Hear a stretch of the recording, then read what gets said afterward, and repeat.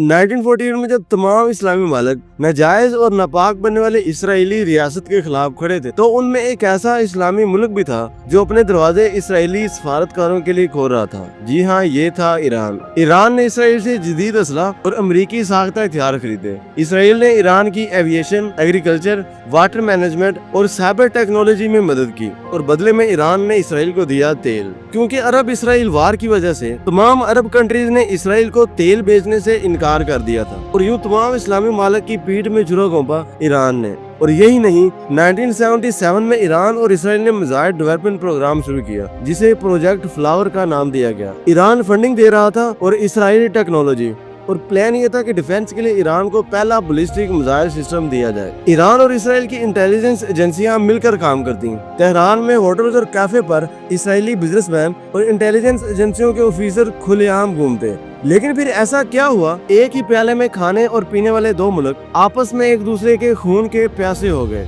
दोनों मुल्क जब भी आपस में लड़ते हैं तो दुनिया इसको वर्ल्ड वार 3 का आगाज कहती है। इस वीडियो में हम डिटेल से बात करेंगे ईरान इसराइल कॉन्फ्लिक्ट की। 20वीं सदी के आगाज में आज का ईरान तब का फारसी सल्तनत माशी बहरान, सियासी कशमकश, अंदरूनी और बैरूनी ताकतों स्पेशली बरतानिया और अमेरिका के प्रेशर का शिकार था। इस वक्त ईरान पर काजार हुकूमत तख्त नशीन थी। रजा खान एक फौजी जनरल था जिसने 1921 में फौजी बगावत शुरू की और काजार हुकूमत को कमजोर किया। 1925 में रजा खान ईरान पर तख्त नशीन हुआ और खुद को शाह रजा पहलवी कहलाया और नई पहलवी सल्तनत की बुनियाद रखी। और इस सब के पीछे था अमेरिका। शाह ईरान मगरबी तहजीब से बड़ा मुतासर था। वो ईरान को जदीद, मगरब ज़दा और सेकुलर मुल्क बनाना चाहता था। इसने मजहबी उलमा के असर और रसूख को कम किया, पर्दे पर पाबंदी लगाई और मगरबी तलीमी इदारे कायम किए। शाह ईरान की इन पॉलिसियों की वजह से इस्लाम कमजोर हुआ और मगरब ताकतवर। लेकिन शाह का असल मकसद अपने आकाओं यानी बरतानिया और अमेरिका को राजी करना था। साल था 1908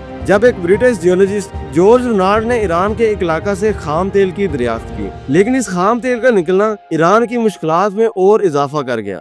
इसी साल बरतानिया में APOC यानी एंग्लो पर्शियन ऑयल कंपनी बनाई गई जिसका कंट्रोल मुकम्मल तौर पर बरतानिया के हाथ में था। अब ईरान से निकलने वाला तेल ईरान का नहीं बल्कि बरतानिया का था और ईरान को इस ऑयल से इंतहाई मामूली रॉयल्टी मिलती थी, यानी सिर्फ चंद फीसद मुनाफा। शाह ईरान ने 1933 में APOC के साथ एक नया एग्रीमेंट किया। इसने 60 साल के लिए 16% एनुअल नेट प्रॉफिट पर ऑयल को लीज पर दे दिया। साल था 1939 जब दुनिया वर्ल्ड वार 2 के दहाने पर खड़ी थी। एक तरफ था जर्मनी, इटली और जापान और दूसरी तरफ था बरतानिया, अमेरिका और सोवियत यूनियन। ईरान बाजार तौर पर न्यूट्रल था और इसी में इसका सबसे ज्यादा खतरा था। इसी दौरान शाह ईरान ने जर्मनी के साथ अपने तल्लुकात बढ़ाए। जर्मन इंजीनियर और जर्मन कंपनीज ईरान के अंदर काम करती और ईरान की जर्मनी के साथ इतनी बढ़ती हुई नजदीकियां सोवियत यूनियन और बरतानिया को एक आंख न भाई। लेकिन असल बात थी ईरान से निकलने वाला ऑयल, क्योंकि बरतानिया और सोवियत यूनियन ये नहीं चाहते थे कि ईरान से निकलने वाले ऑयल को जर्मनी उनके खिलाफ जंग में इस्तेमाल करे।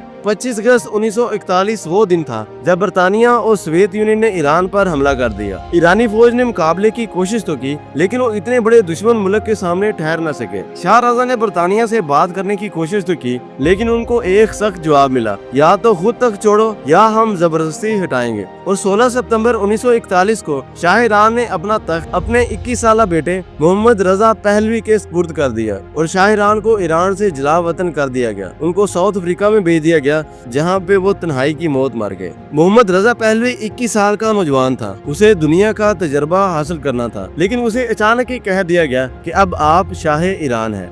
देखने को तो ईरान का बादशाह मोहम्मद रजा पहलवी था लेकिन वो दरअसल अमेरिका और बरतानिया का गुलाम था। उसने अपने तख्त नशीनी के इब्तदाई 12 साल अमेरिका और बरतानिया की गुलामी में गुजार दिए।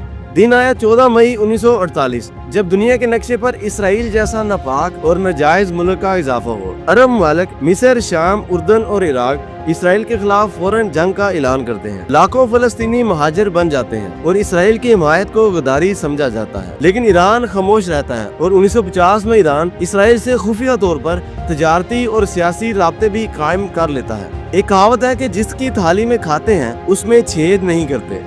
रजा शाह पहलवी को तख्त की गद्दी पर अमेरिका ने बिठाया था और वो समझते थे कि वो अगर इसराइल की मुखालफत करते हैं تو انہیں امریکہ اور یورپ کی ناراضگی مول لینا پڑے گی، جو کہ ان کی کرسی کے لیے خطرے کا باعث بن سکتی ہے۔ اسرائیل جیسی نئی بننے والی ریاست کو ابتدائی طور پر بہت سی مشکلات کا سامنا کرنا پڑا تھا، جن میں سب سے بڑا مسئلہ آئل کا تھا۔ عرب ممالک نے اسرائیل کو تیل بیچنے کی پابندی لگا دی تاکہ ابتدا ہی میں سانپ کا سر کچلا جا سکے، لیکن خاموشی سے ایران نے اسرائیل کو ہزاروں بیرل پیٹرول روزانہ دینا شروع کر دیا۔ اور یہی نہیں، جب پوری مسلم دنیا فلسطینی مسلمانوں کی جدوجہد کی حمایت کر رہی تھی تو ایران اسرائیل کی انٹیلیجنس ایجنسی موساد کو مسلمان ملکوں کے خلاف معلومات دے رہا تھا۔ موساد نے ایرانی انٹیلیجنس ایجنسی سوا کو ٹریننگ دی اور ایران میں موساد کے افیسر کھلے عام گھومتے رہتے بنا کسی ویزا اور نگرانی کے، تاکہ ایران کے اندر موجود عرب مسلمانوں اور فلسطینی مسلمانوں کے خلاف موساد کے ذریعے نظر رکھی جا سکے۔ 1977 میں ایران اور اسرائیل نے پروجیکٹ فلاور کے نام سے ایک سیکرٹ ڈیفنس ایگریمنٹ کیا۔ دونوں ممالک مل کر بیلسٹک میزائل سسٹم جیسی ٹیکنالوجی پر کام کر رہے تھے۔ مساجد میں فلسطینی عوام کے نعرے لگتے، لیکن دربار شاہی میں اسرائیلی مشیر موجود ہوتے